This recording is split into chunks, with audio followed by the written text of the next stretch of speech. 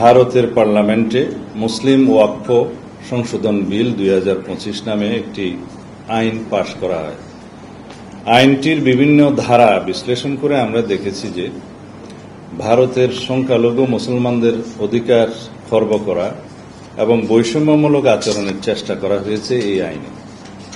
ভারতে মুসলমানরা এবং বিভিন্ন মুসলিম সংগঠন এই বিলকে অসাংবিধানিক রাজনৈতিক উদ্দেশ্য প্রণোদিত বলে প্রতিক্রিয়া ব্যক্ত করেছেন। ওয়াকফ হল ইসলামী দানের একটি প্রাচীন ব্যবস্থা।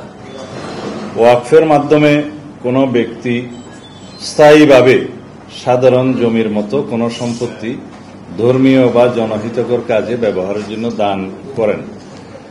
এই ধরনের ওয়াকফ সম্পত্তি বিক্রি করা বা কারো নামে হস্তান্তর করা যায় না।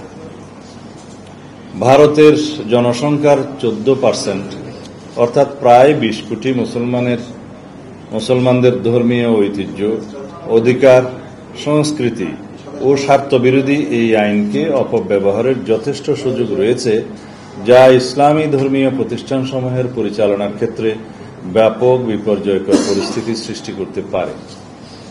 ভারতে ওয়াকফ বোর্ডগুলোর অধীনে প্রায় 10 লক্ষ একর সম্পত্তির মধ্যে অধিকাংশই ব্যবহৃত হয় মসজিদ, মাদ্রাসা, কবরস্থান ও এতিমখানার মতো জনকল্যাণমূলক কাজে।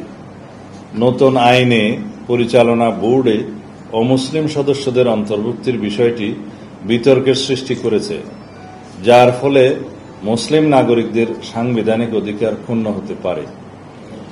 মুসলমানদের ধর্মীয় অধিকারে হস্তক্ষেপের কারণে এবং বৈষম্যমূলক আচরণের ফলে সাম্প্রদায়িক সম্প্রীতি বিনষ্টের আশঙ্কা দেখা দিতে পারে। এরকম কোনো পদক্ষেপ রাষ্ট্রীয় পর্যায় থেকে গ্রহণ করা সমীচীন নয় বলে আমরা মনে করি। ভারতে অন্যান্য ধর্মাবলম্বীদের এই জাতীয় বোর্ডে অথবা কোনো আইনি সংগঠনে ভিন্ন ধর্মাবলম্বীদের কোনো অন্তর্ভুক্তি দেখা যায় না। সেক্ষেত্রে এই আইনটি একটি বৈষম্যমূলক আইন হিসেবে বিবেচিত হবে। নতুন আইনে পরিবর্তনগুলো শত শত বছর আগে প্রতিষ্ঠিত ওয়াকফ জমির উপর গড়া মসজিদ এবং অন্যান্য ইসলামী ধর্মীয় প্রতিষ্ঠানগুলোর ভবিষ্যৎ অনিশ্চিত করে তুলতে পারে। নতুন আইনে অমুসলিম সদস্যদের এই সম্পত্তিসমূহের ব্যবস্থাপনা ও প্রশাসনিক দায়িত্ব পালনে যে এখতিয়ার প্রদান করা হয়েছে তা মুসলিম নাগরিকদের ধর্মীয় অধিকারে সরাসরি হস্তক্ষেপের শামিল। প্রিয় সাংবাদিক ভাই ও বোনেরা, অল ইন্ডিয়া মুসলিম পার্সোনাল ল বোর্ডের মতো সংগঠনগুলোর মতে এই আইন ইসলামী ওয়াকফ ব্যবস্থার মূল চেতনার পরিপন্থী। তাদের মতে ওয়াকফ বোর্ডের পরিচালনা মুসলমানদের দ্বারাই হওয়া উচিত। তারা একে মুসলিম নাগরিকদের ধর্মীয় অধিকারে সরাসরি হস্তক্ষেপের শামিল বলে অভিমত দিয়েছেন। ভারত একটি বৃহৎ গণতান্ত্রিক রাষ্ট্র। বৃহৎ গণতান্ত্রিক রাষ্ট্রে সকল ধর্মাবলম্বী নাগরিকদের ধর্মীয় অধিকার রক্ষায় রাষ্ট্রের অভিভাবকত্বের ভূমিকাকে সমুন্নত রেখে উক্ত আইনটি ভারত সরকার পুনর্বিবেচনা করবে, আমরা এই আশাবাদ ব্যক্ত করছি। আঞ্চলিক সাম্প্রদায়িক সম্প্রীতি বজায় রাখতে এই পদক্ষেপ একটি ঐতিহাসিক ভূমিকা পালন করবে বলে আমরা মনে করি।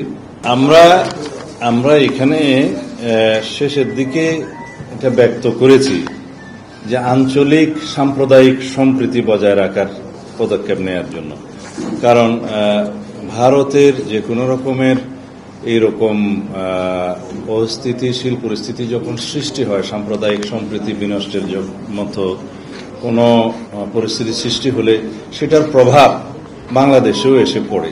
সেই জন্য আমাদের এখানে উদ্বিগ্ন হওয়ার এটাই একটা কারণ, যাতে আঞ্চলিক সাম্প্রদায়িক সম্প্রীতি বজায় থাকে এবং কোনোভাবে যেন এটার প্রভাব আমাদের এই ভূখণ্ডে এসে না পড়ে।